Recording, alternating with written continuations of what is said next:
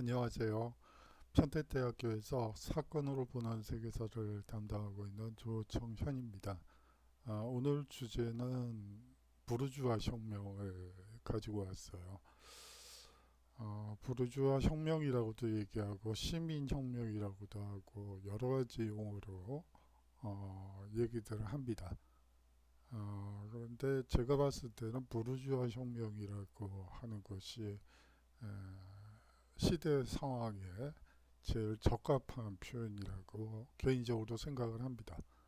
그래서 제목을 부르주아 혁명이라고 잡은 것이고요.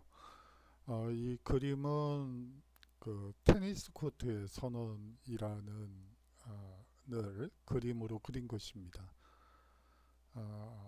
이거는 테니스는 아니었어요. 이 코트 어, 테니스와 유사한 경기인데요. 쥐두 뽐무라고 해서 이 라켓을 가지고 공을 상대 코트에다 넘기는 그런 것은 같은 건데 이 경기 유형이 약간 달라요. 그래서 프랑스 사람들은 그거를 쥐드 뽐무라고 그러고 이제 그것이 영국으로 넘어가서 이제 테니스가 되고 뭐 그렇게 되는 거죠. 근데 뭐 테니스나 쥐도 뽐무나 경기 규칙이 약간 다르긴 하지만 여하튼 뭐 하는 형태는 똑같기 때문에 뭐 같은 거라고 볼 수도 있겠네요. 이 불란서 혁명 과정에서 이제 루이 16세가 이 평민의회를 인정하지 않게 되자 평민 출신 의원들이 모두 모여서 이 테니스 모여서 어, 이제 국왕이 평민의회를 인정하지 않는 한 해산하지 않는다라는 것을 주장하면서 이제 혁명의 어떤 도화선이 되는 계기가 되죠. 자, 오늘 강의를 살펴보도록 하겠습니다. 이 영국 혁명의 배경과 이 청교도 혁명의 전개 과정, 그리고 명예혁명의 전개 과정과 의의, 그리고 권리 청구가 권리 장전에 대해서 살펴보도록 하겠습니다. 결과적으로 영국 혁명 전체에 대한 전개 과정과 의의를 살펴보는 시간이 되겠고요. 그 다음으로 미국 독립혁명의 배경과 그 전개 과정, 의의, 그리고 마지막으로 어, 이 부르주아 혁명은 3종 세트죠. 이 영국 혁명, 미국 독립혁명, 프랑스 혁명까지 이 3종 세트긴 한데 이거를 하게 되면 2시간이 훨씬 넘는 3시간 가까이 될 것 같아서 일단 프랑스 혁명의 배경까지만 살펴보고 이제 넘어가도록 다음 시간에 최종적으로 프랑스 혁명에 대해서 살펴보도록 하겠습니다. 자, 먼저 영국 혁명의 배경부터 살펴보죠. 또 양이 나왔네요. 바로 이 인클로저 운동 때문에 또 양을 가지고 왔어요. 이 영국 혁명의 배경으로서 가장 중요한 요소는 젠트리 계급의 성장이라고 볼 수가 있습니다. 이 16, 17세기 인클로저 운동을 주도하면서 부를 축적한 사람들이 바로 젠트리들이죠. 이들은요, 이 농촌 사회의 치안과 행정을 책임지는 등 사회 지도층으로 성장하고 있던 계층들입니다. 이들이 바로 또 이 수장법, 통일법에 의해서 이제 소위 말하는 교회 재산을 부담받았던 사람들이 바로 이 젠트리 계급이기도 합니다. 그렇기 때문에 국왕에 대한 충성심은 강하죠.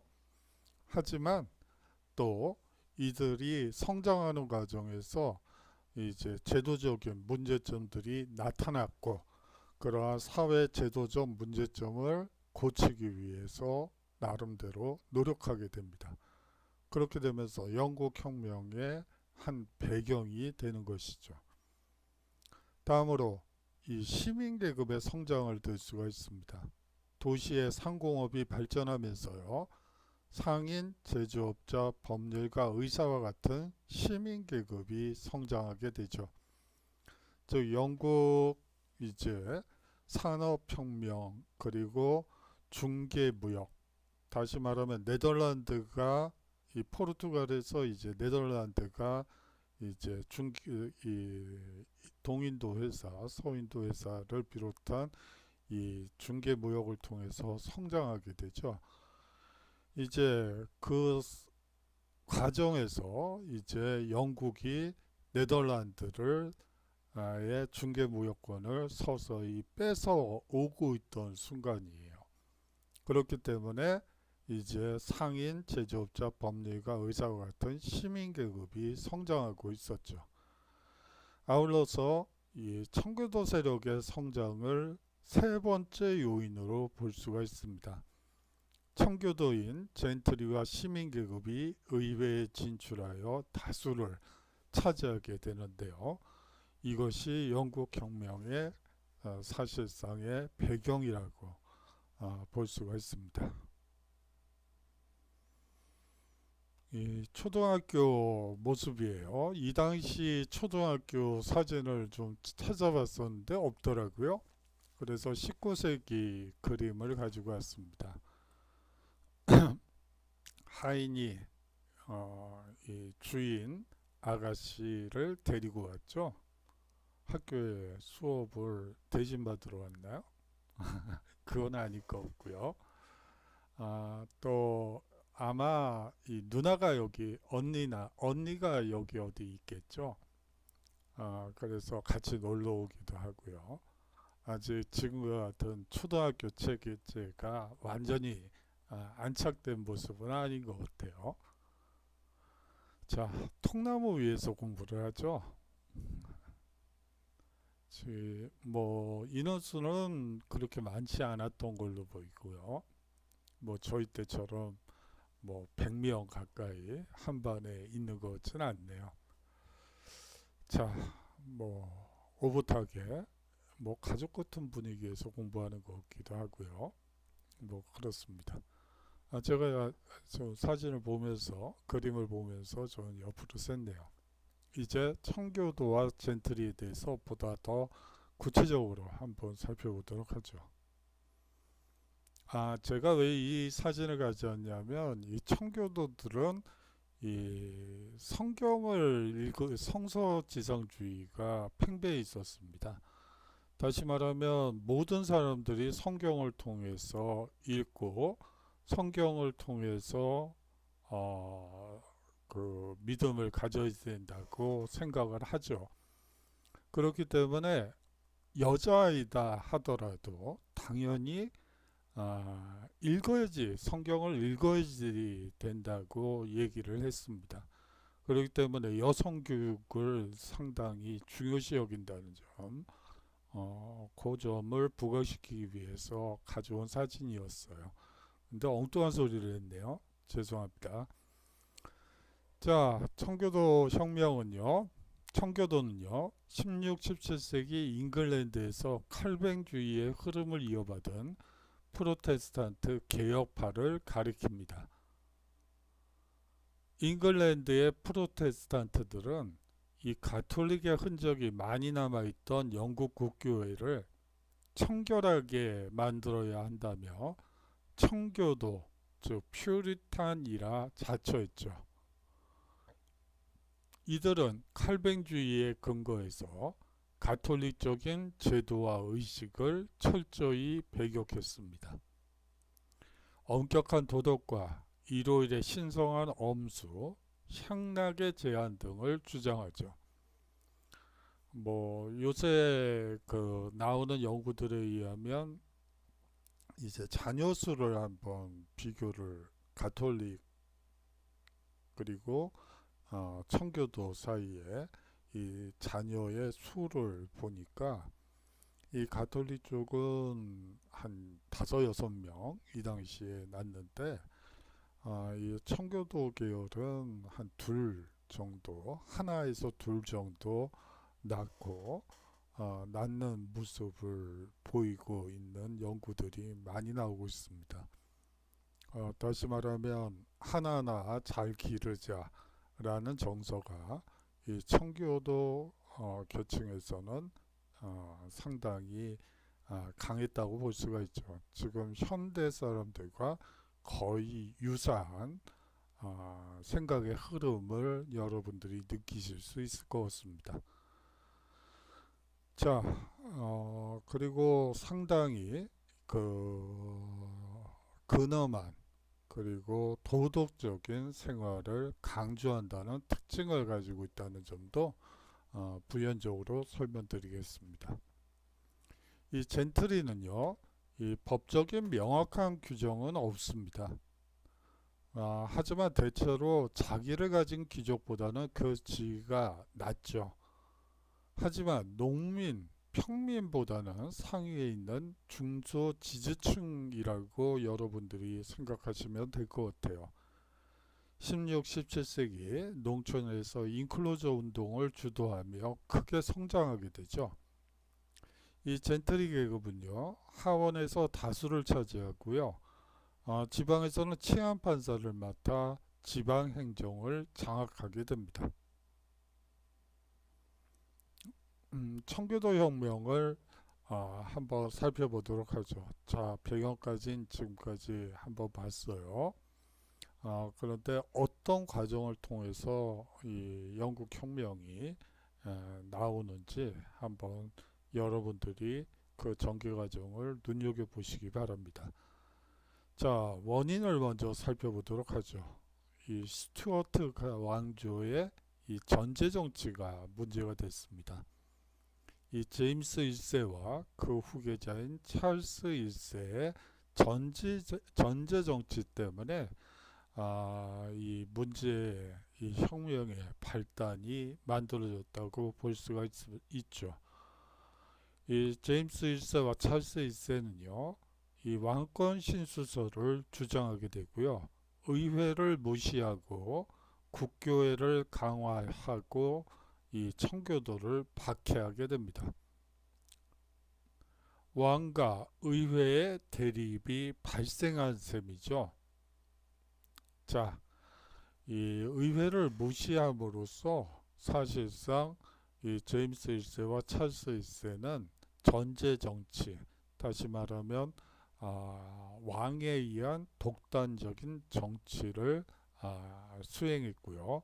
이에 대해서 의회는 계속해서 어떻게 그럴 수가 있느냐, 이거는 아니다 라고 외치면서 거기에 반발을 하게 됩니다. 자, 이 청교도 혁명은요, 이 의회는 이 찰스 1세에게 이 권리 청원을 제출하게 됩니다. 그런데 찰스 1세는 그 권리 청원을 승인한 후에 곧바로 의회를 해산해 버리죠. 이 권리 청원의 내용을 보면요, 의회에 동의 없는 과세 금지, 과세는 의회에서 결정한다. 자의적인 인신 구속 금지 등이 적시되어 있습니다. 즉 왕이 혼자서 영장도 없이 인신을 구속하는 것을 금지한다는 것이죠.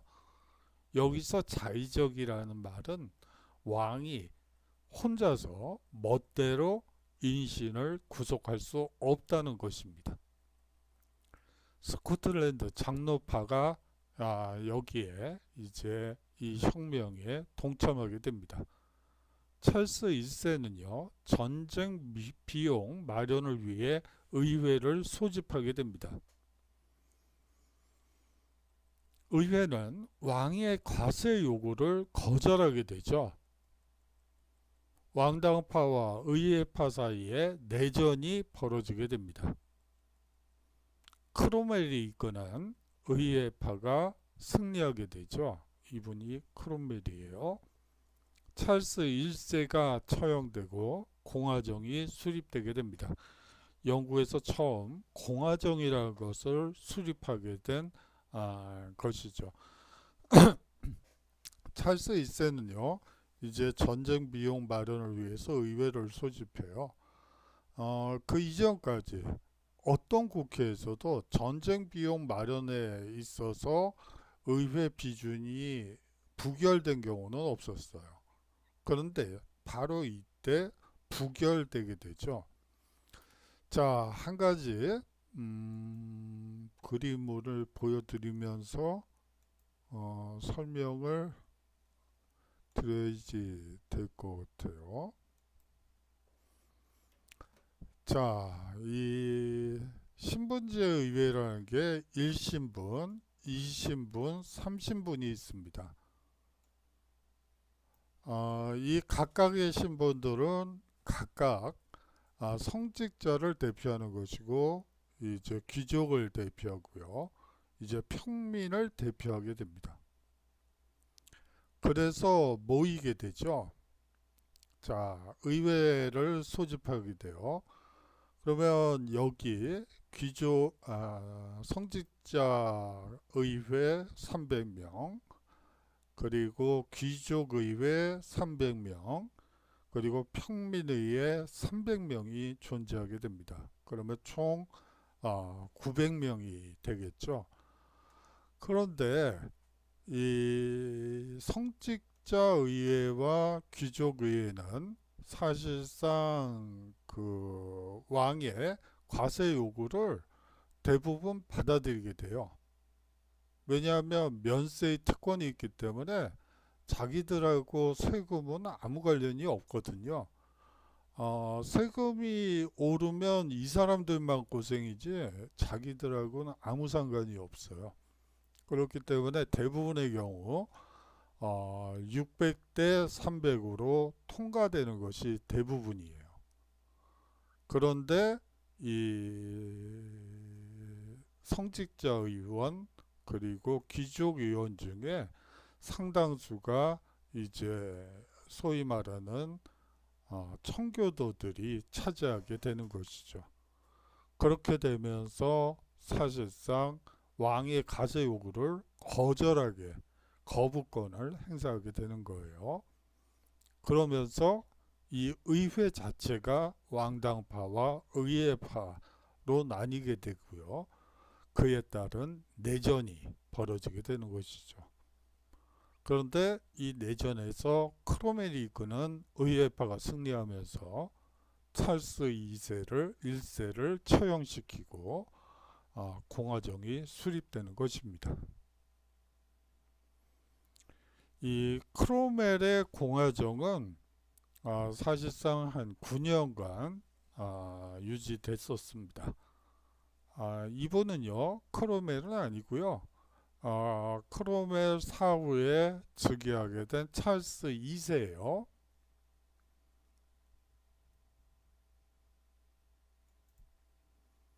근데 여러분들이 좀 의아하실 거예요. 여기 신발을 보면 하이를 신고 있고요. 스타킹을 신고 있어요. 이 신발 양말이긴 하지만 대부분 이 왕들은 고위 귀족들은 소위 말하는 스타킹을 신고요. 여기 이제 핫판치를 입게 됩니다. 좀 이상하죠? 이 여자 복식 같이 보이는데 이 왕들이 입고 왕과 귀족들, 남성 귀족들이 입고 다니는 기본적인 스타일이라고 보시면 될 것 같아요. 이제 의복 의복사를 하시는 분들이 아주 맛깔스럽게 이런 것들은 잘 설명을 해주시는데 제가 잘 설명을 못하네요. 여하튼 이 하이힐을 신게 되는 가장 큰 배경 중에 하나는 이 19세기까지도 사실은 이제 화장실 그리고 하수도 시설이라는 게 없었어요.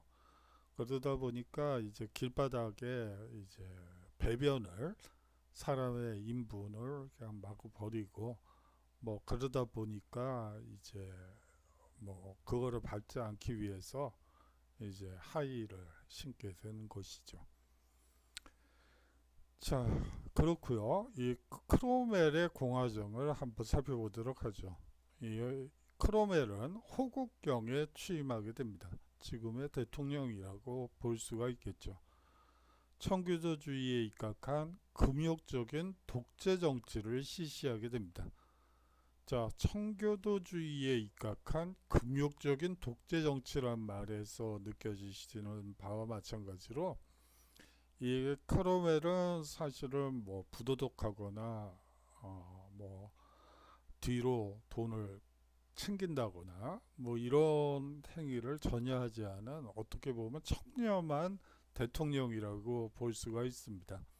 사실은 한 9년간의 뭐 무슨 금융 스캔들이 있었던 것도 아니고 뭐 무슨 게이트가 있었던 것도 아니고 사실 별 문제가 없이 순탄하게 잘 굴러갔던 사회인데 이 사람이 모든 사람들에게 금욕적인 삶을 이제 강조하죠. 청순한 삶, 어떻게 보면 바른 행동, 뭐 이런 걸 너무 또 강조하다 보니까 사람들이 이제 실증을 느끼게 되죠. 저러다가 이게 잘못하면 난 금욕적이진 않은데 어떡하지? 이거 잘못하다가는 이게 뭐 금욕적이지 않은 사람들을 잡아다가 물고를 낸다고 그러는데 그러면 이제 나 같은 사람은 어떻게 되는 거지? 사람들이 많이 두려워하게 되죠. 이제 그러한 생활이 한 9년 정도 지속되게 되자 사람들은 사실상 이 크로멜의 공화정에 대해서 상당한 염증을 느끼게 되고 그에 따라서 이제 이 공화정은 19년간의 공화정 실험은 이제 끝나게 됩니다. 이 네덜란드의 중개무역에 타격을 입히기 위해 항해법을 제정하죠. 항해법에 대해서는 바로 뒤에 설명드리도록 하겠습니다. 사실상 이 크로멜의 공화정의 가장 본질적인 특징은요. 사실상 절대주의, 중상주의라고 한마디로 요약할 수가 있어요. 공화정을 빙자한 절대 왕정이다 라고 여러분들이 이해하시면 틀림이 없습니다. 이 아일랜드 정복 사업을 단행하기도 하고요. 크롬웰 사후에 이 왕정 복구가 이루어져 찰스 2세가 즉위하게 됩니다. 바로 이분이에요. 자, 항해법을 자세히 살펴보도록 하겠습니다. 이게 왜 중상주의인지 한번 여러분들이 한번 생각해 보세요.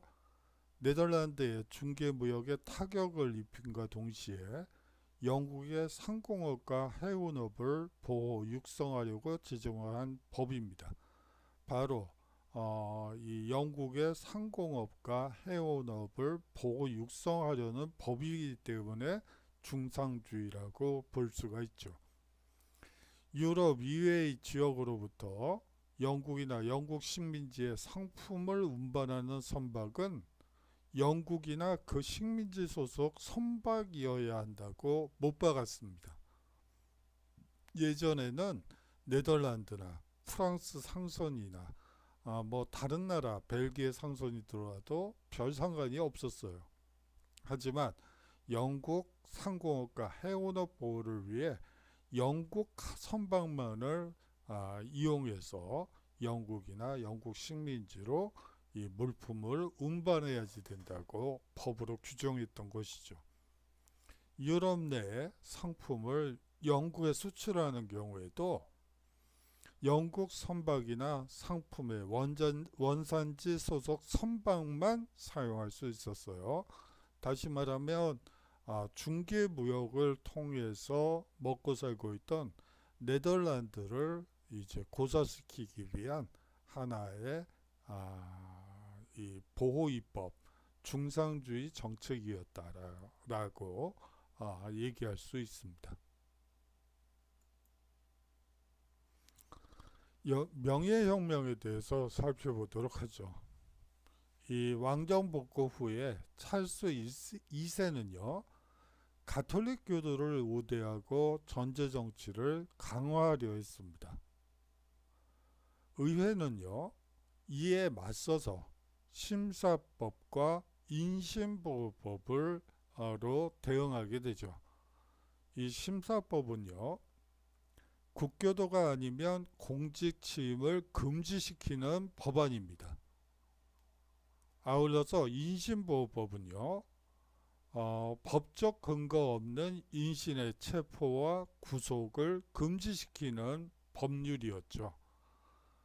자, 국교도가 아니면 공직 취임을 금지시킴으로써 가톨릭 교도를 우대하고 있던 찰스 2세의 여러 정책에 발목을 잡는 것이죠. 여러분들이 좀 의아하실 거예요. 그러면 청교도들은 이 청교도 혁명에 실패한 이후에 대부분 뭐 이민을 간다든지 아니면 미 대륙으로 이주를 시도하게 됩니다. 자, 그렇게 되고요. 인신보호법은 법적 근거가 없는 인신의 체포와 구속을 금지시키는 법안이었습니다. 제임스 2세는요, 친가톨릭 정책을 펼치고 심사법과 인신보호법을 폐지하는 등 전제 정치를 강화시켰죠. 자, 한 이쯤에서 끝났으면 뭐 상관이 없었는데 이제 친가톨릭 정책을 펼치고 신사법과 인신보호법을 폐지하는 등 전제 정치를 강화시키죠. 의회가요, 이 네덜란드 총독인 윌리엄의 군대를 끌어들이자 제임스 2세는 프랑스로 망명을 떠나게 됩니다. 의회는 제임스 2세의 딸 메리와 그의 남편인 윌리엄을 공동왕으로 추대하게 되죠. 그리고 권리장전을 승인하게 되면서 의회 중심의 입헌군주제의 토대를 마련하게 됩니다. 명예혁명이라는 말에서 알 수 있듯이 피를 흘리지 않고 혁명, 다시 말하면 권리장전을 승인받고 의회 중심의 입헌군주제의 토대를 마련했다는 점에서 어떻게 보면 상당히 피를 보지 않은 몇 안 되는 혁명 중에 하나라고 볼 수가 있습니다.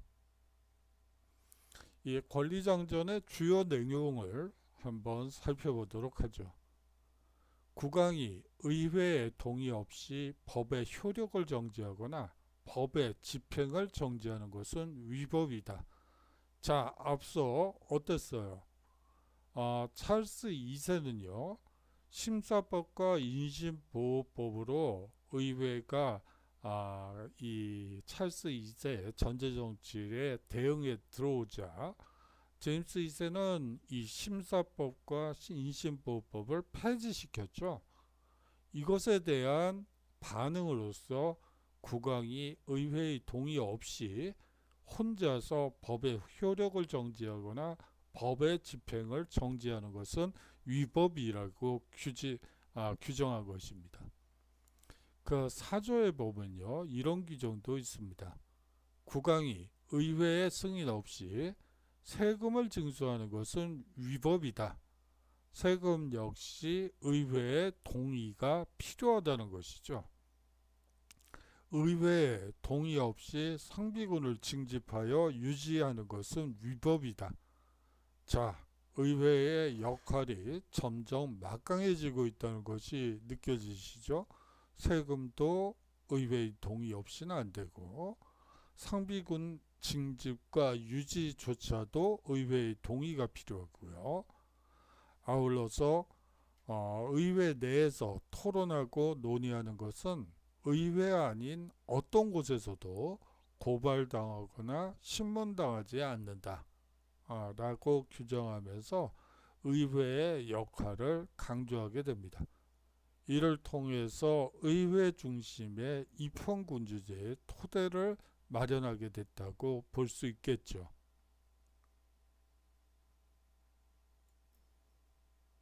자, 그렇게 되면서 이제 대영 제국이 성립하게 됩니다.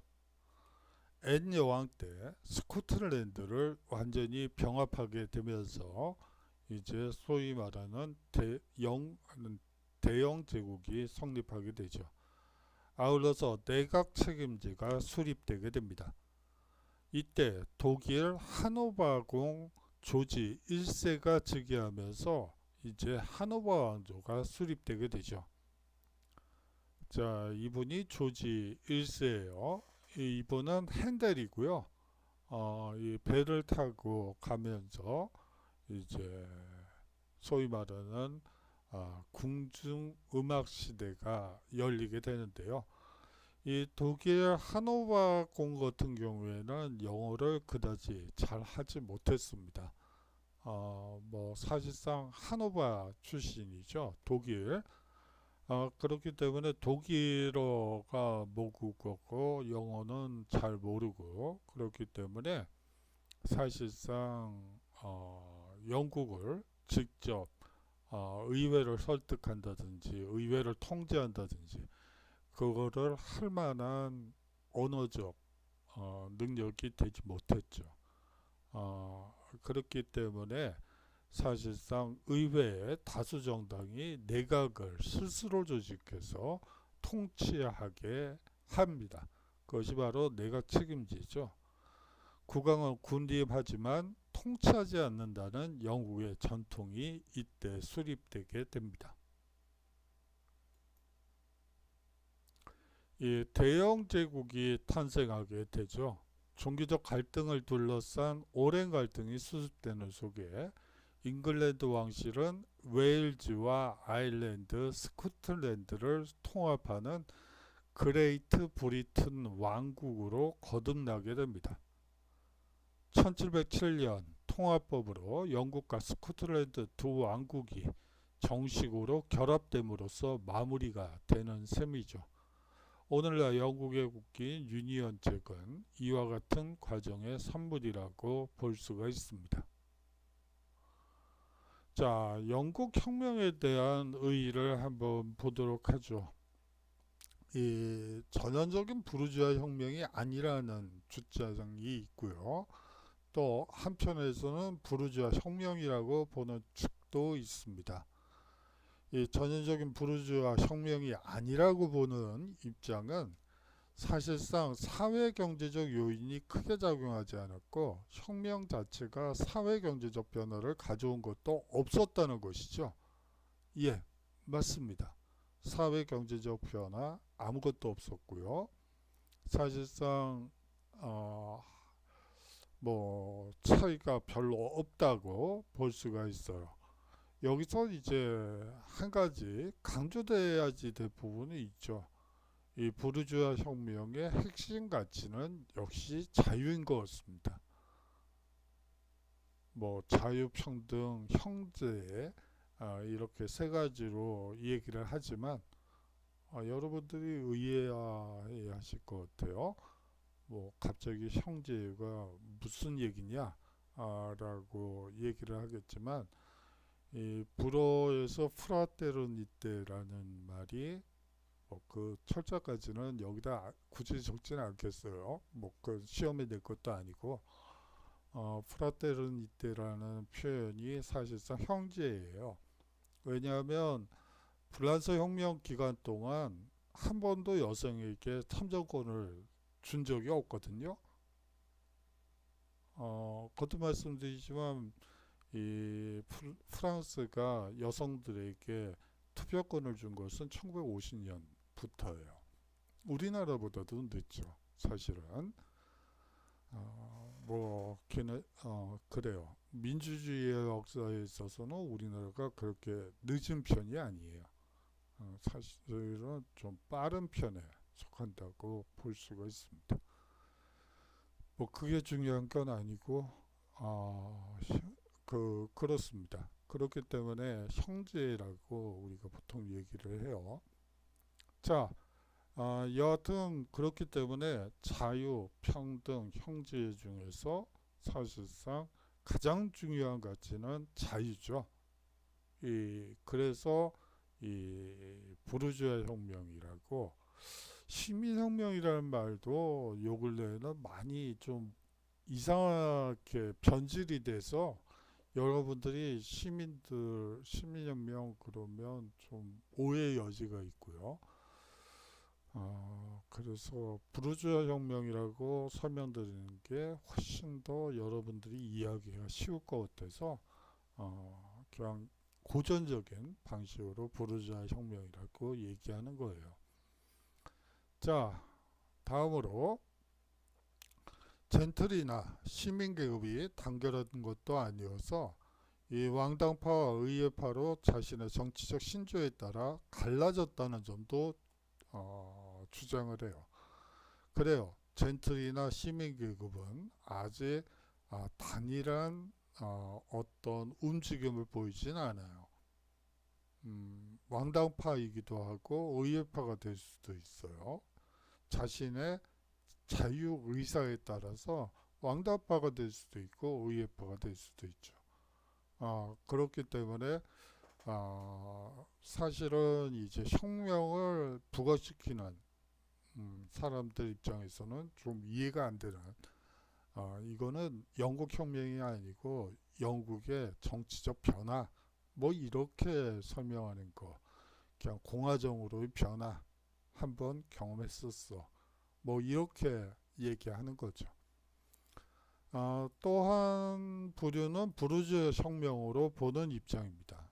이 봉건제에서 자본주의로 이행하는 과정에서 일어난 사건이라고 보고요. 사실상 항해법에서 여러분들이 느끼셨을 것 같은데요. 사실상 어떤 의미에서 철저한 중상주의 정책이 이 영국에서 처음 등장하게 되었다는 점도 이 부르주아 혁명이라고 보는 이유 중에 하나예요. 또 하나는 자본주의로 이행하는 매우 중요한 계기가 되었다는 것이죠. 바로 그 항해법 때문에요. 아울러서 의회파의 중심이 된 젠틀이나 시민계급은 이 근대 사회로의 발전을 지향하는 진보 세력으로 간주되고 있습니다. 간주하고서 이제 부르주아 혁명이다 라고 얘기를 하는 것이죠. 뭐 진보와 보수를 이런 구도에서 나누는 거는 좀 문제가 있어 보이긴 하는데요. 여하튼 뭐 그래요. 이 진보와 보수는 어떤 고정된 값은 아니에요. 어차피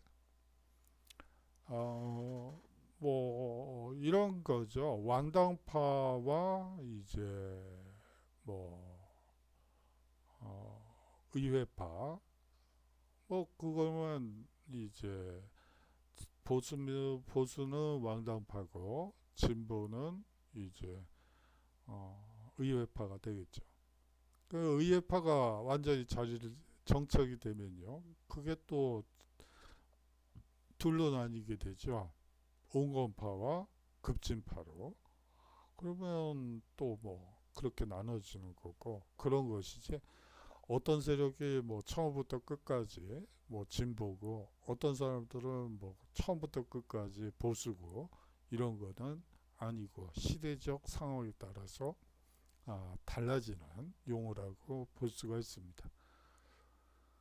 그거는 이제 불란서 혁명을 다루는 과정에서 한번 구체적으로 살펴보도록 하죠. 이 넓은 의미에서 영국 혁명을 신민혁명에 속하는 것으로 바로 이 세 가지 점을 들면서 보는 입장이 보편적입니다. 자, 미국 혁명을 살펴보도록 하겠습니다. 미국 독립전쟁을 얘기하는 것이죠. 사실상 미국 혁명의 배경은 한마디로 얘기하면 영국의 중상주의 정책 강화라고 볼 수가 있습니다. 다시 말하면 7년 전쟁 이후의 일이죠. 그 이전에 이 미국 식민지, 영국 식민지의 모습을 한번 살펴보도록 하죠. 영국의 북아메리카 식민지를 이제 건설하게 되는데요. 이제 17세기에 많은 영국인들이 신앙의 자유와 경제적 기회를 찾아 북아메리카로 이주하게 됩니다. 그것은 청교도 혁명의 결과이기도 하죠. 여하튼 신앙의 자유를 찾아 그리고 경제적 기회를 찾아 새로 넓혀진 신천지로 나아가게 됩니다. 18세기 초에 북아메리카 동해안 일대에 13개의 영국 식민지가 건설되게 되죠. 이들 13개 식민지들은 각각의 독자적인 의회를 구성하고 광범위한 자치를 허용받고 있었습니다. 그렇지만 7년 전쟁이 일어난 이후 영국은 재정난을 해결하기 위해 식민지의 중상주의 정책을 강화하게 됩니다. 자, 사실상 영국인들이 이 식민지인들에게 줬던 광범위한 자치와 독자적인 의회 구성에서 이제 이 식민지 정책이 변화되게 된 것이죠. 그것은 바로 7년 전쟁 때문이고요. 이 7년 전쟁은 사실상 세계 도처에서 일어난 최초의 세계 대전이라고 볼 수가 있어요. 인도에서도 일어나고 아프리카에서도 전쟁이 있었고요. 그리고 북미에서도 전쟁이 있었습니다.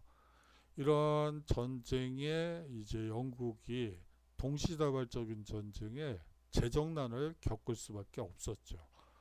그렇기 때문에 이제 식민지에서 이제 세금을 거두려는, 그전에는 세금을 굳이 걷지 않고도 재정이 튼튼했기 때문에 굳이 걷지 않고 그냥 너희 살림은 니들이 알아서 하고 제발 부탁인데 손만 벌리지 마, 이 정도였다면 이제 그 영국이 재정난에 빠지게 되면서 정반대 현상이 나타나게 됐다고 볼 수가 있겠죠. 이 식민지에 인지세를 비롯한 각종 세금을 부과하게 됩니다.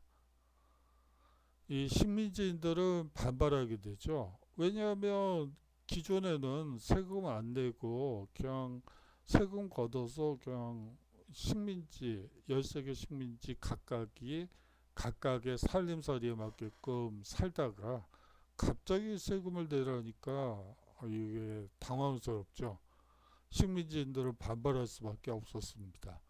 대표 없는 곳에 과세 없다며 납세 거부 운동이 전개된 것이죠.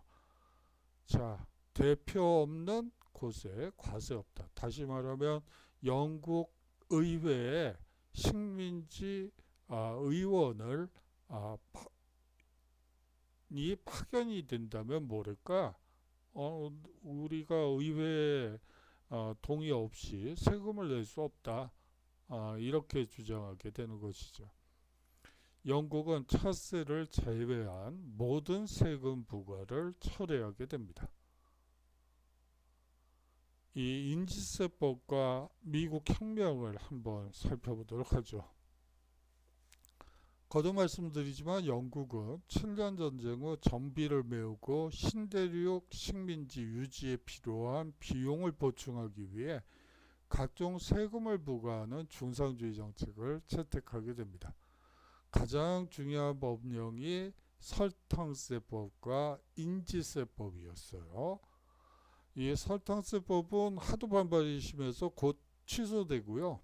인지세법은 유지가 되는데요.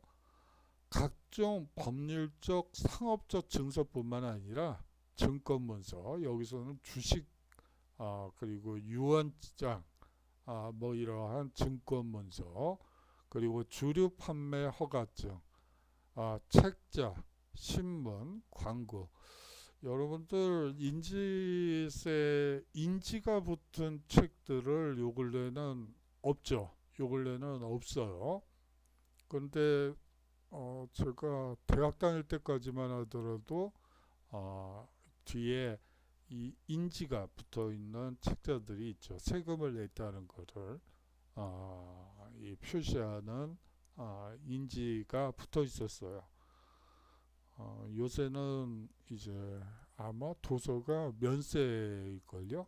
그래서 아마 없어진 것 같은데 여하튼 그렇고요. 신문, 광고, 달력, 심지어 트럼프의 이 반페니 즉 10파운드의 인지를 붙이도록 규정한 것입니다. 인지세법은 식민지인들의 즉각적인 반발을 사 영국 상품 불매 운동으로 발전하게 되죠.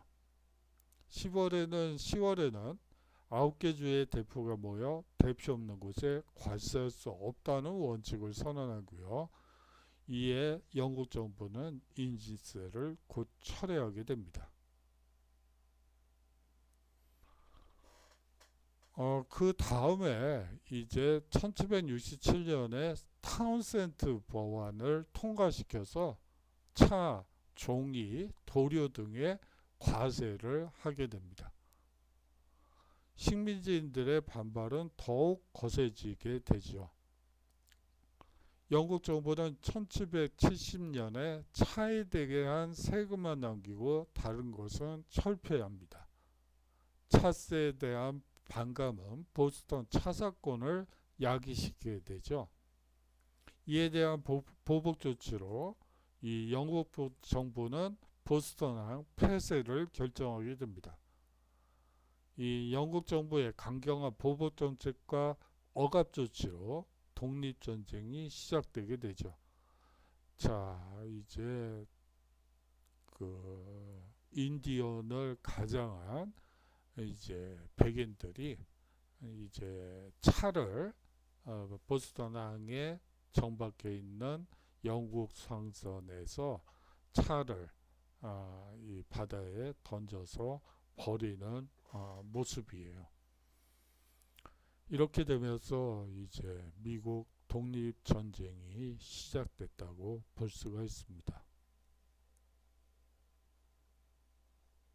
이 보스턴 차 사건은요, 1773년 12월 차를 싣고 보스턴 항에 전박 중이던 영국 동인도 회사 선박에 인디언으로 가정한 시민들이 난입하여 15,000파운드의 차를 바다에 투척한 사건입니다.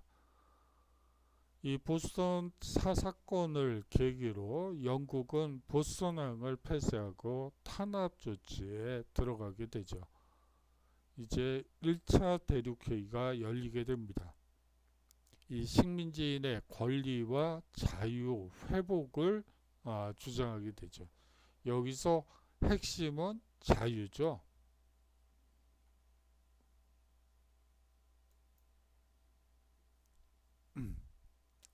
그 자유라는 부분이 핵심어라고 볼 수가 있어요.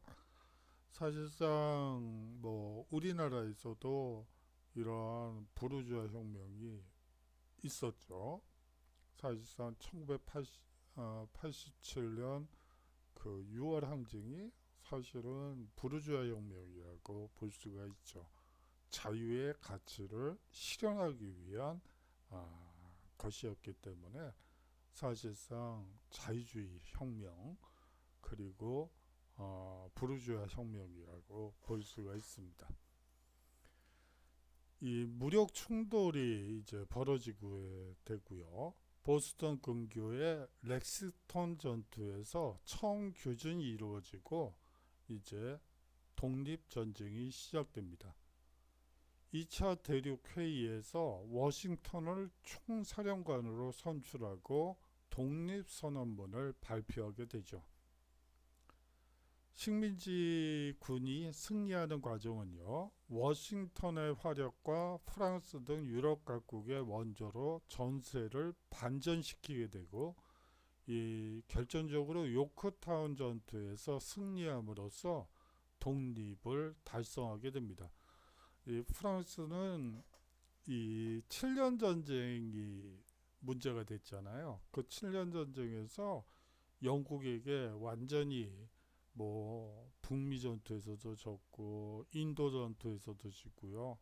그다음에 아프리카 전투에서도 지고 또 거기다가 유럽 전선의 7년 전쟁에서도 패하면서 완전히 영국의 이를 가게 되죠. 그렇게 되는 와중에서 이제 미국이 영국과 척을 지고 독립을 주장하게 되자 적극적으로 프랑스는 이 미국을 지원하게 됩니다. 근데 너무 막대하게 지원을 해서 재정 적자가 급증하게 됐고 그것이 결국은 프랑스 혁명의 또 다른 도화선이 만들어지는 계기가 되죠. 그거는 조금 이따 살펴보도록 하고요. 결과적으로 파리 조약으로 이제 13개 식민지의 독립을 인정받게 됩니다. 이제 아메리카 합중국이 탄생하게 되었죠. 이 세계 최초의 민주공화국이 수립되었습니다. 앞서 네덜란드 연방공화국에 대해서 말씀을 드렸지만 규모가 좀 작죠. 네덜란드는 어떻게 보면 세계 최초의 민주공화국이 수립된 것은 아메리카 합중국이 처음이라고. 물론 네덜란드와 스위스 일부 자치주에서 공화국이 수립된 것은 사실이지만 큰 규모의 국가에서 처음 있었던 일이라고 생각하시면 될 것 같아요. 이 연방 헌법이 제정되게 됩니다. 이 연방 헌법에서 연방주의와 삼권분립, 민주주의의 3대 원칙이 규정되었고요. 워싱턴을 초대 대통령으로 하는 아메리카 합중국이 탄생하게 됩니다. 독립선언문과 횃불. 이게 미국 독립 100주년을 기념해서 프랑스가 만든 조각상이죠. 이게 자유의 여신상이라고 하는데요. 이 안에 사람들이 엘리베이터를 타고 올라가서 전망대에서 볼 수도 있게 만들었죠. 사실 일하는 학생들 같은 경우에는 이제 좀 세계 여행도 다니고 국내 여행도 다니고 그러면서 호연지기도 키우고 견문도 키우고 다른 나라 사람들은 어떻게 사는지 궁금하시잖아요. 그런 건 궁금함도 풀고 이렇게 해야지 되는데 이 코로나 때문에 2, 3, 4학년 되면 이제 또 취업 때문에 또 다들 날고생을 할 테니까요. 표현이 좀 그랬다. 좀 힘드실 텐데 참 이 1학년이라는 좋은 기회를 이 코로나가 완전히 이건 누구한테 손해배상을 요구하죠? 참 딱한 일이에요. 그렇습니다.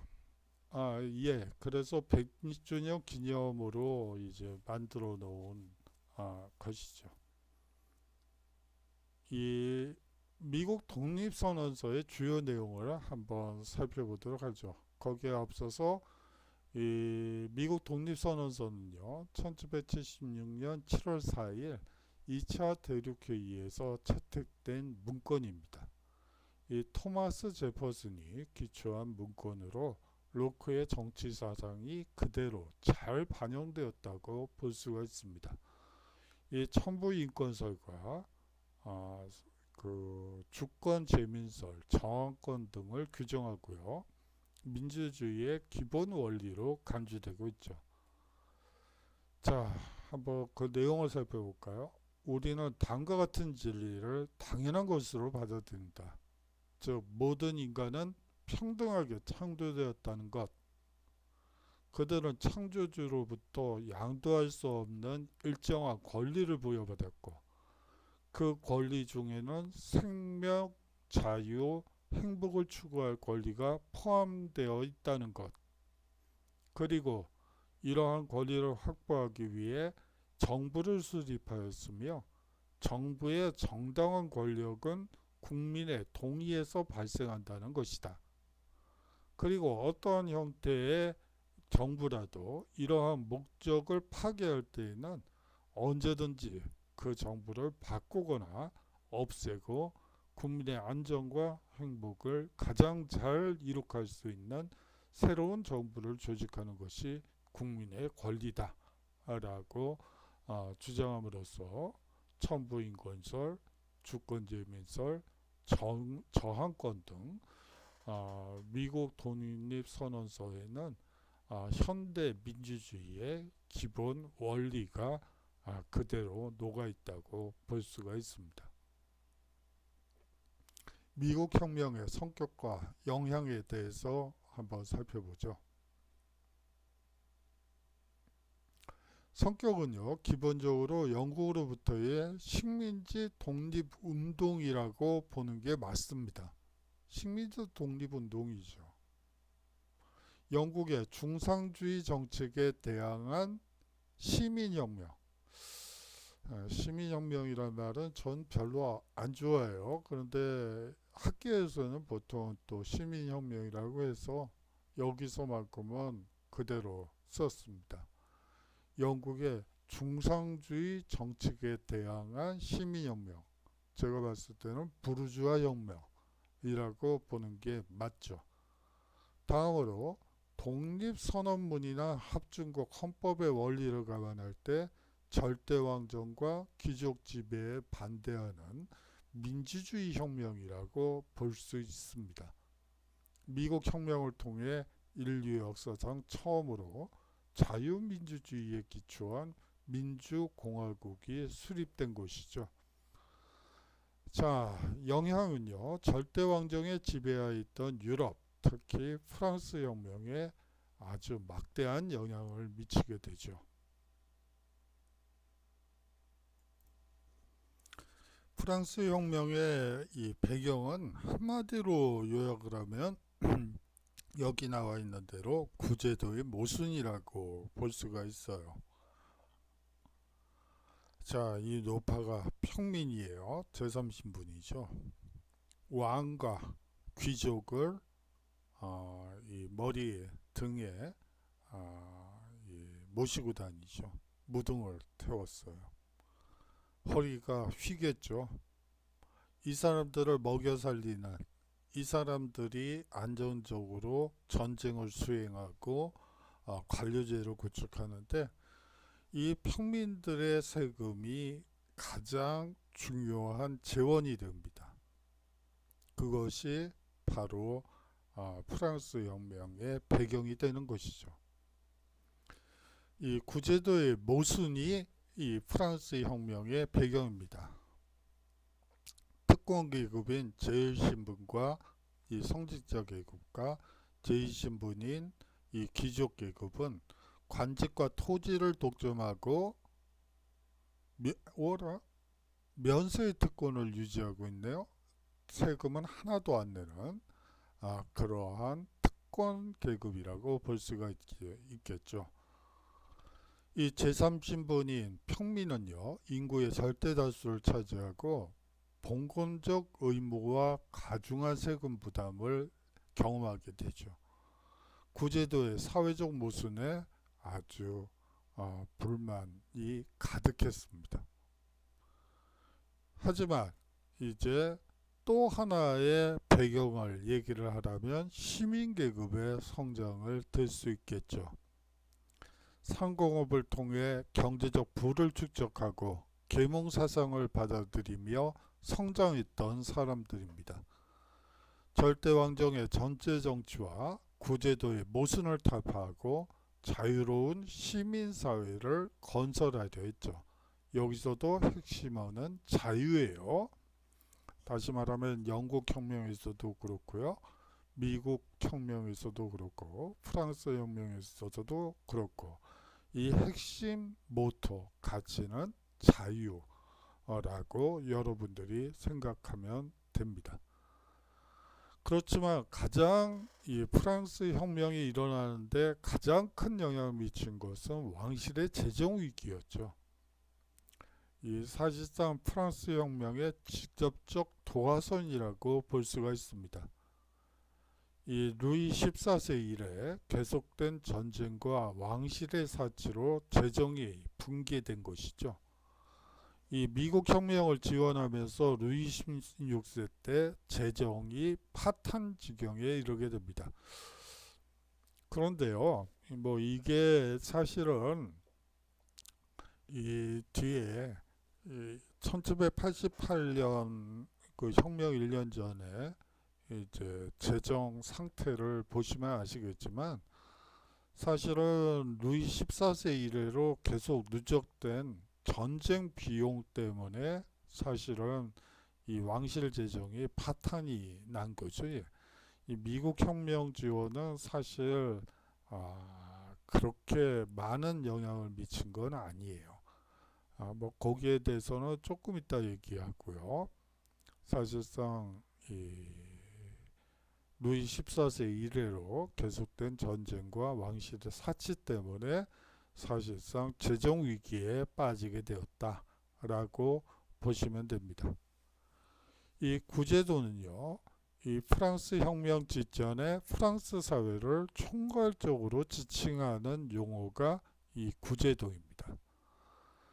의미를 확대시켜서 근대화 이전의 사회를 가르치기도 하죠. 구제도의 기본적 특징은 절대주의 시대의 이 근대적 발전에도 불구하고 사회 구조적으로 귀족적이고 봉건적인 세력이 잔존하는 현상, 어떻게 보면 과도기적인 현상이라고 볼 수가 있습니다. 절대 왕정이 가지고 있는 과도기적인 성격을 우리가 이 구제도라고 보시면 되겠죠. 도시에는 길드 제도가 남아 있었습니다. 앞서 중세 길드 제도에 대해서 말씀드렸던 바와 마찬가지로 자유롭지가 않죠. 자유로운 상업활동과 자유로운 생산활동이 불가능하게 만드는 것이 이 길드 제도라고 말씀드린 바 있습니다.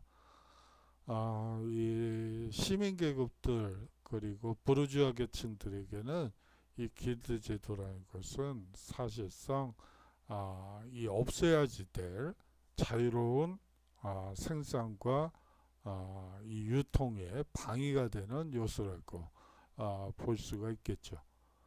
아울러서 농민들은 봉건적 공납의 의무를 여전히 지니고 있었습니다.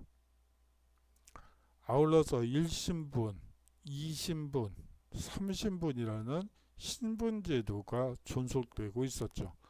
저번 시간에 말씀드렸다시피 볼테르가 이 귀족과 비슷한 연배예요. 뭐 귀족과 그 소위 말하는 주먹다짐을 하게 돼요. 이 볼테르는 기본적으로 평민이죠. 평민이 감히 귀족을 패다니요. 그렇게 되면서 이제 여러 가지 문제가 사회 문제가 되면서 이제 국왕이 타협안으로서 이제 볼테르 추방령을 내리게 되죠. 뭐 그런 신분제라는 것이 그런 거구나. 같은 연배에 신분이 낮은 사람이 싸우게 되면 신분이 낮은 사람이 모든 책임을 져야 되는 것이 신분제의 이 아주 엄연한 현실이라고 여러분들이 생각하시면 됩니다. 자, 1788년에 예산보고서를 한번 볼까요? 세출은 6억 2,900만 리버르. 원래 프랑을 썼죠. 지금은 유로화를 쓰고 2000년대 언제였더라? 2002년이었나요? 이 유럽 통합이 이루어지면서 이제 유로화를 쓰고 그 전에는 프랑을 쓰고요.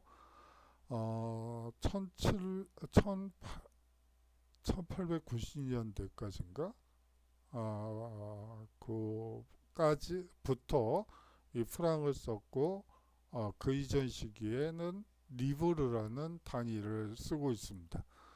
그냥 숫자만 보세요. 단위는 별 의미가 없으니까요. 자, 세출이 6억 2,900만 뭐 유로라고 해도 상관이 없을 것 같아요. 유로고요. 이 세입은 5억 300만 리브르입니다. 자, 적자 규모가 1억 2,600만 유로라고 리브르라고 보시면 되는데요. 한번 씀씀이를 한번 볼까요? 이 궁중의 사치 때문이라고 얘기하기에는 그 액수가 너무 적어요. 3,500만 리브르면 총 세출의 고작 6%에 지나지 않습니다. 이거를 사치라고 얘기하기는 어렵고요. 이 궁정 비용은 이 왕실이 곧 국가니까 이 시기에는 뭐 사실 이 국가의 존엄을 위해서도 사실은 더 쓸 수도 있겠죠. 그런데 고작 6%밖에 안 되고요. 일반 회계, 뭐 임금이라든지 뭐 그런 걸로 19% 정도 쓰고요. 육해군 및 외교관계 지출이 26%로 좀 많긴 하지만 뭐 이 정도의 국방비 정도는 감내를 그 당시에는 왕조 전쟁도 많고 뭐 여러 전쟁들과 관련된 일들이 사무가 많기 때문에 뭐 이 정도 쓰는 거는 제가 봤을 때는 상식적이라고 이 시대를 기준으로 해서는 상식적이라고 볼 수가 있어요. 그런데 여기를 보세요. 국채 및 이자 상환 비용으로 3억 1,800만 리브르. 다시 말하면 총 지출의 거의 50%를 초과하는 막대한 이 국채 보상 상환 비용이 문제였던 거예요. 다시 말하면 왕실이 상치했던 것도 아니고 뭐 씀씀이가 과도했던 것도 아니고 단지 이제 문제가 있다면 그 이전부터 이 루이 14세 때부터 차곡차곡 쌓였던 빚이 문제였지 별 문제가 없었죠. 그 빚의 쓰나미에 사실은 루이 16세가 무너졌다고 보면 될 것 같아요. 프랑스 왕실이 무너졌다고 볼 수가 있겠죠. 돈이 날아갔네요. 어디로 날아갔을까요? 바로 국채와 이자 상환으로 그 많은 돈이 다 날아가 버렸어요.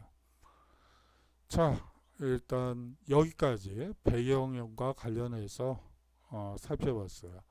프랑스 혁명은 사실상 이 재정 위기가 가장 큰 이유였어요.